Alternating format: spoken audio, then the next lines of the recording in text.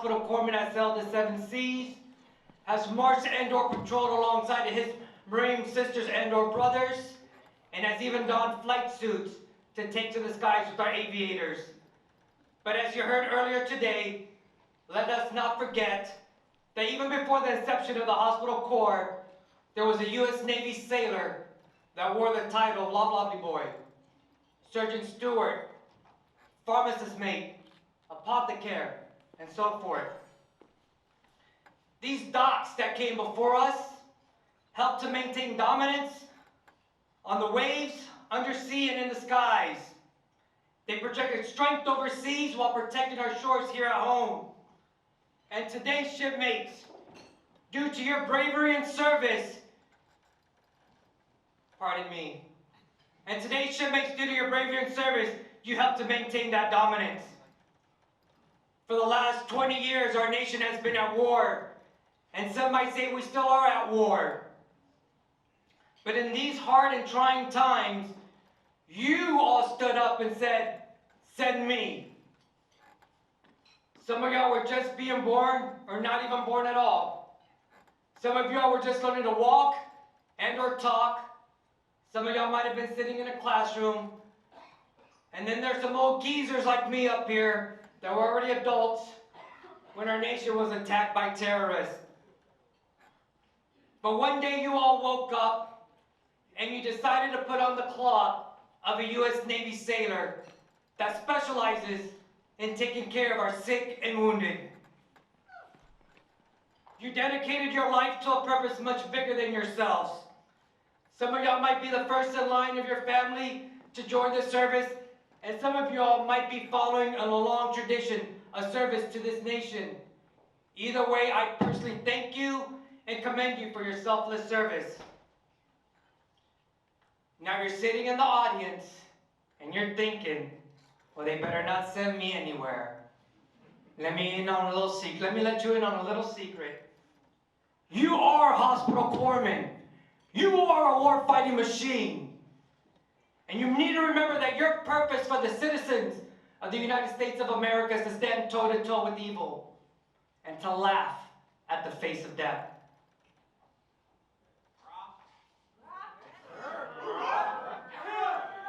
Some have asked me, how do we build such a solid foundation? And this is the secret. You will face those challenges through the valor and strength of each and every single one of y'all wearing that uniform. And as leaders, it is your personal responsibility to ensure that these young docs are well prepared, equipped, and trained to meet and prevail in a long-term strategic competition, win any potential fight, and to preserve the future of peace. This generation of corpsmen has faced many challenges, to say the least.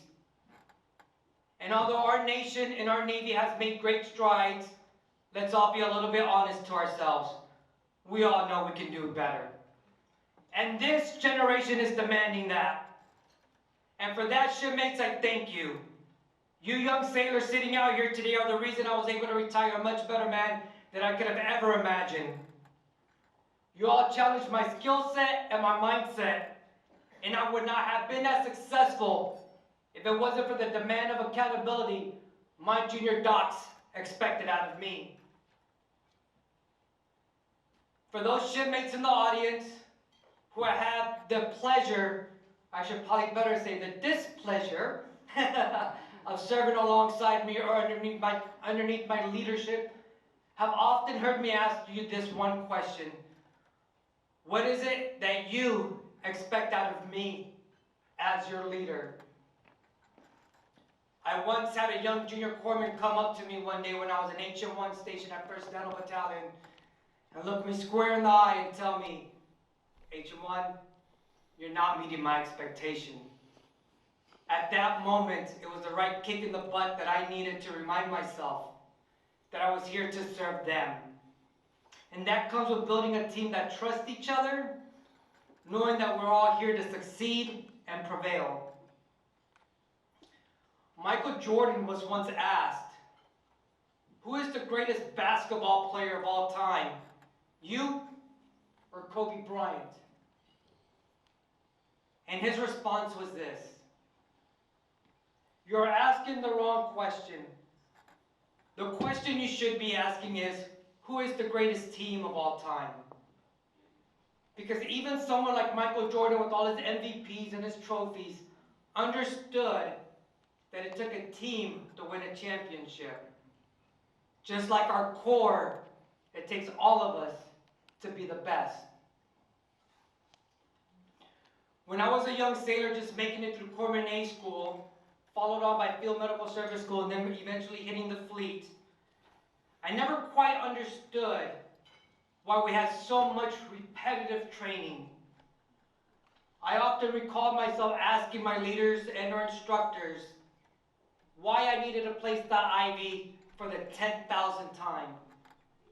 Why do I need to practice this bandaging for the 11th millionth time?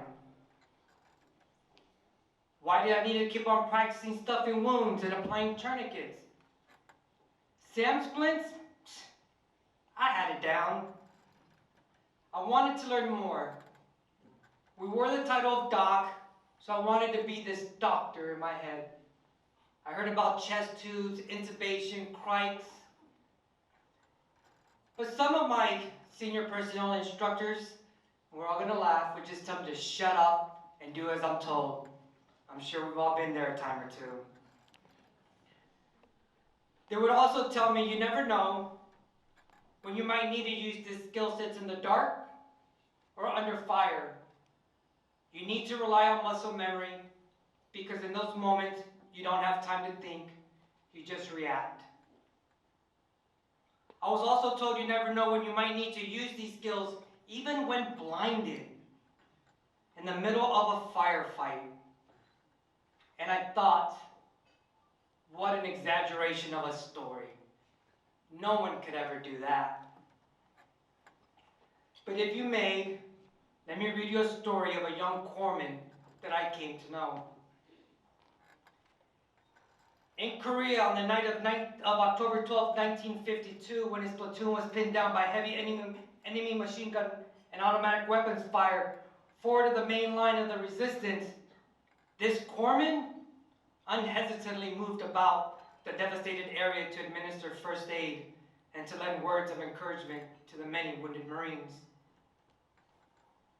Although painfully wounded himself and temporarily blinded by the searing flash burns of an enemy concussion grenade, which exploded directly in front of him, he steadfastly continued to render medical treatment to others. Informed that a comrade was seriously wounded and was unable to be moved, he requested to be taken by the hand and led to the side of this stricken man, where he succeeded in applying a difficult splint by sense of touch. By his courageous initiative, resolute and fortitude, and the selfless efforts on behalf of others, he served to inspire all who observed him and was instrumental in saving the lives of many wounded Marines, thereby upholding the highest traditions of the United States Naval Service. This young doc was awarded the Navy Cross for his actions in Korea. I share the story of this young corpsman during the Korean War because these are the type of men and women who have elevated the rate of the Hospital Corpsman that it is today.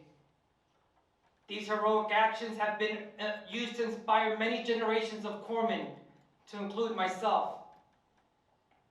I never thought that those feats were humanly possible until I read that citation. And even more so, never thought that I would ever meet this superhuman being. But if I may embarrass him a little bit, my ass, retired Master Don Mason, to please stand. Yeah.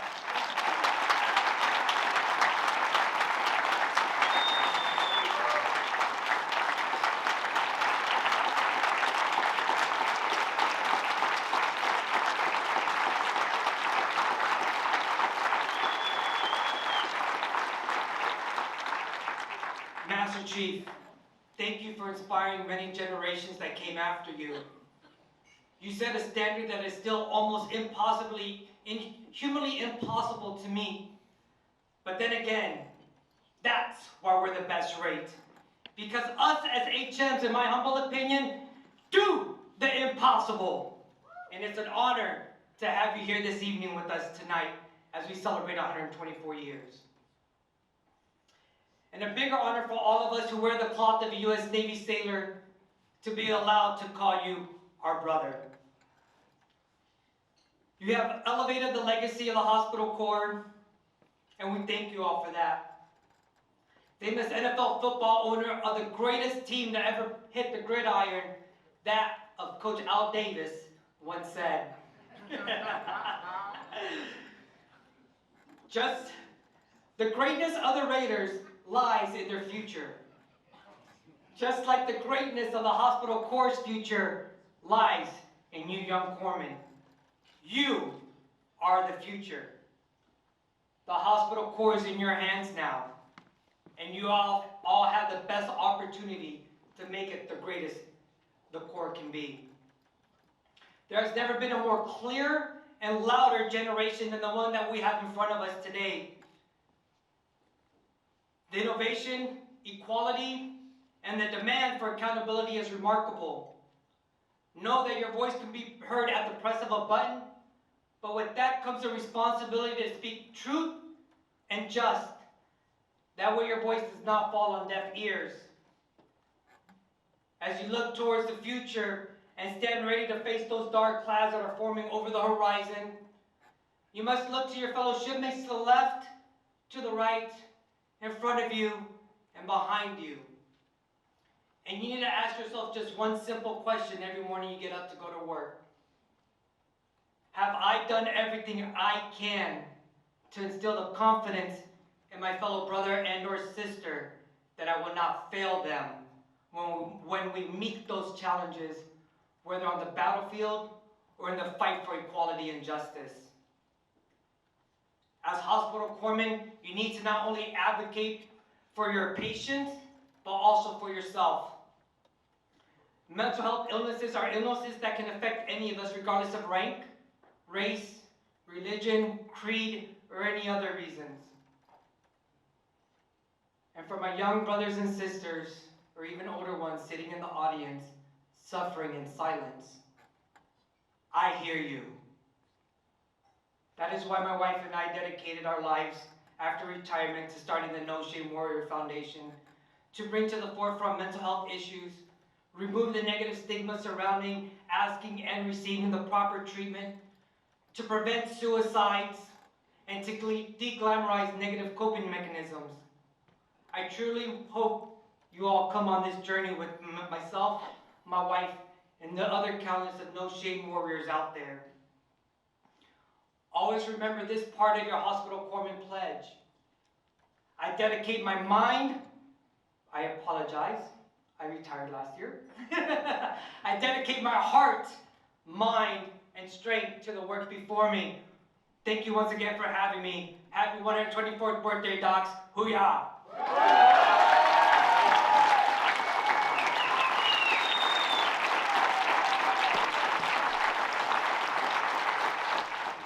As a token of our appreciation on behalf of the Texas Regional Hospital Corpsman Ball Committee, we present to you this gift.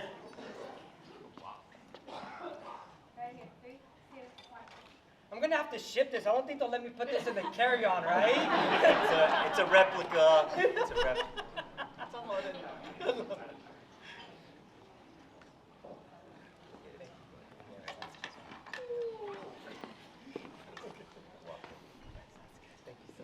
Thank you, Captain Case. Master Godot.